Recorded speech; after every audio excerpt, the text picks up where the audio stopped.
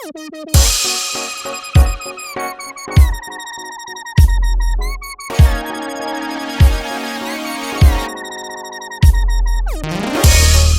yang kamu pikirkan ketika mendengar kata Qatar? Ya, pasti negara kaya, punya banyak gedung tinggi, dan lain-lain. Tapi kalau dibandingkan dengan luas negara kita, luas wilayah Qatar memang gak seberapa. Tapi kalau dilihat dari segi ekonomi, kesejahteraan masyarakat, serta pembangunan negaranya, kayaknya Qatar memang lebih unggul. Dari yang asalnya negara miskin, sekarang jadi salah satu negara terkaya di dunia. 6 fakta menarik tentang Qatar, negara kecil tapi kaya raya. Hai, selamat datang di channel Art Media. Sebelum lanjut, jika video ini menambah informasi kamu, jangan lupa share ke medsos kalian. Dukung terus channel ini supaya bisa memberikan informasi yang menarik.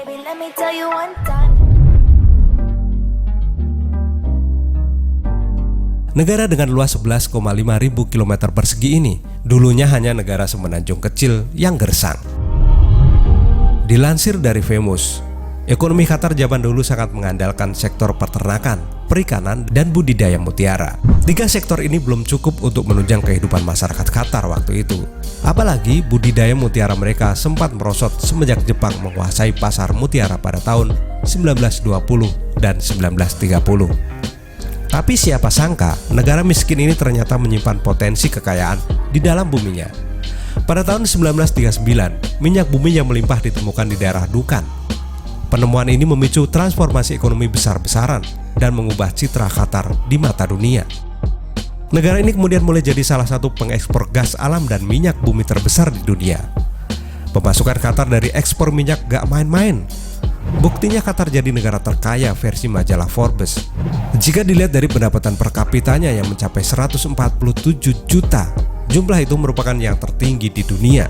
Di sisi lain, cadangan minyak Qatar juga sangat banyak, diperkirakan mencapai 15 miliar barel.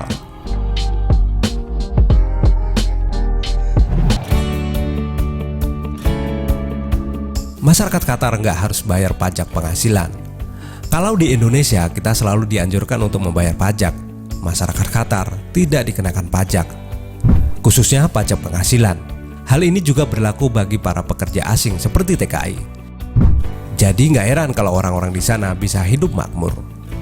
Meskipun demikian, pemerintah Qatar tetap menerapkan pajak pada perusahaan-perusahaan dan event komersil. Tapi pajak yang mesti dibayar mereka nggak gede-gede amat. Soalnya Qatar termasuk salah satu negara yang paling sedikit memberlakukan pajak kepada masyarakat. Info tambahan aja nih, dibandingkan negara lain, biaya hidup di Qatar lumayan mahal loh. Sebab 90% produk makanan yang dijual di Qatar adalah hasil impor. Tapi di sisi lain, harga bensin di Qatar sangat murah. Cuma 5.000 sampai 6.000 per liter. Cari kerja di Qatar terbilang mudah. Di Qatar, mahasiswa yang baru lulus biasanya langsung ditawari kerja guys. Fresh graduate dengan kualitas bagus. Biasanya mereka dilirik langsung oleh beberapa perusahaan. Hal ini cenderung berbanding terbalik dengan sarjana-sarjana di Indonesia. Mungkin program pendidikan di sana lebih efektif. Jadi para lulusannya pun memang punya kemampuan bagus sesuai bidangnya masing-masing. Nggak heran deh kalau tingkat penganggurannya sangat minim. Cuti panjang, kerja normal, dan minim lembur. Udah lulus langsung kerja, pas kerja dapat perlakuan yang baik pula dari perusahaan. Perusahaan-perusahaan di Qatar sangat memperhatikan kesejahteraan para pegawainya. Selain memberikan gaji yang mencukupi, perusahaan di sana termasuk yang paling adil, terutama dalam hal membagi tugas dan tanggung jawab kepada para pekerjanya. Dengan kata lain, jarang ada perusahaan yang menuntut lembur atau memberikan beban di luar tanggung jawab pekerja.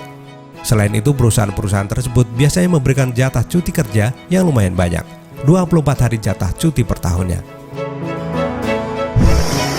Balap unta sangat populer di Qatar. Balap unta termasuk olahraga dan hiburan yang populer di Qatar. Tapi nggak semua orang bisa berpartisipasi di acara ini. Soalnya balap unta termasuk ke dalam kategori hiburan elit alias mahal. Sampai tahun 2004 lalu, unta balap di Qatar ditunggangi oleh anak-anak. Tapi karena alasan keamanan, balap unta dilarang lagi menggunakan anak-anak sebagai jokinya. Kemudian peraturan baru dibuat dan kini unta-unta yang berlari di atas trek ditunggangi robot kecil yang bisa dikendalikan dari jarak jauh. Tuan rumah Piala Dunia 2022. Kalau terlaksana, Qatar bakal jadi negara Timur Tengah pertama yang jadi tuan rumah Piala Dunia. Tetapi karena negara ini memiliki cuaca yang ekstrim di musim panas, Piala Dunia di Qatar gak bakal dimulai di bulan Juni seperti biasanya, melainkan di bulan November atau Desember. Sekarang pemerintah Qatar sedang membangun 9 stadion baru untuk Piala Dunia 2022 mendatang. Nah, itu dia fakta menarik tentang Qatar. Negara yang kecil tapi kaya karena punya sumber daya alam yang melimpah dan dikelola sendiri.